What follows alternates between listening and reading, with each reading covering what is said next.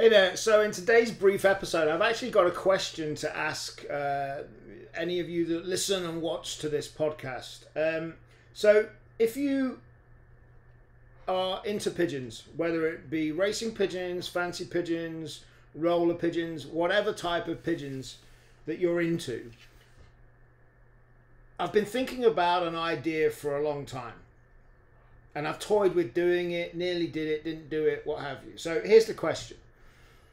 As we all know, running groups on Facebook, I've got the RPI groups, got 13,000 members, can be problematic. But one of the biggest problems for me, outside of pigeons and what have you, is I never build anything really that relies on another platform. I do it myself within business because I own it.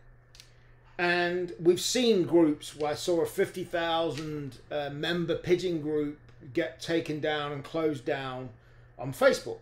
Terrible. Years of work just gone within a press of a button. So the question is this. If there was a dedicated, independent social network that kind of looked like Facebook, worked like Facebook, timeline, friends, groups, chats, etc., dedicated just to pigeons, whether it be racing pigeons, like I said, if you've listened to my other podcasts, I'm getting into fancy pigeons and roller pigeons as well, and wouldn't just be for racing pigeons, but it would be separated out so people can go into different areas depending on what pigeons they're interested in, or general chat, whatever. Would you actually go and use a website or an app that worked pretty much like Facebook, but was not Facebook, not based on Facebook? Would you actually use it? If it was just dedicated to pigeons, it was a pigeon network. Would you actually use it? That's what I want to know. Because, as I say, I've thought about doing this for a while. It'd be completely free to use. Over time, we would get some advertising in to pay for its upkeep, but it wouldn't be a commercial thing. It would be completely free to use. Would you actually use it? That's what I want to know. Because if enough people say they would use it, and hopefully they would use it, then it's something that I would consider getting up and running, because I think the world needs its own network. I know there's many platforms that you can run things on. There's forums out there and what have you. But to me, Facebook works so well because it is social. You can interact with others. You can see what other people are posting in different groups, even though you're not friends with them and what have you. It works well. But at the end of the day, I mean, as I said, I sit here with a 13,000 group in the RPI Facebook group, and that's great, but I really don't like the idea of any time something could go wrong and Facebook could close that down.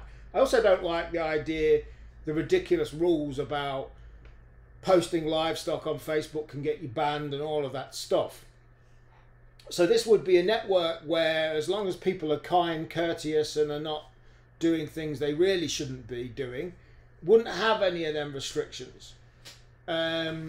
So yeah, would you use a pigeon network essentially if it was not on Facebook, it had a website, it had a mobile app? Would you use it? Let me know. Email me, mark@racingpigeoninternational.com. You can go to my RPI Racing Pigeon International page and let me know. You can go, if you're in the group, to the Racing Pigeon International group. But like I said, it wouldn't just be for racing pigeons. I still love racing pigeons. I'm into them.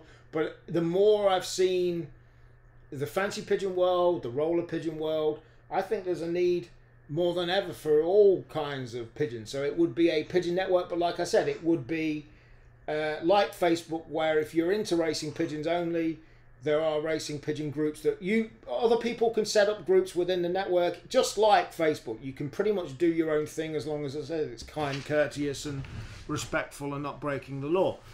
So let me know. Would you use it? If I get enough people saying yes, I'm going to consider doing it and setting up a pigeon network for everybody or anywhere in the world to use. Thank you for listening to this episode. Thank you for watching. If you're watching on YouTube, catch you very soon.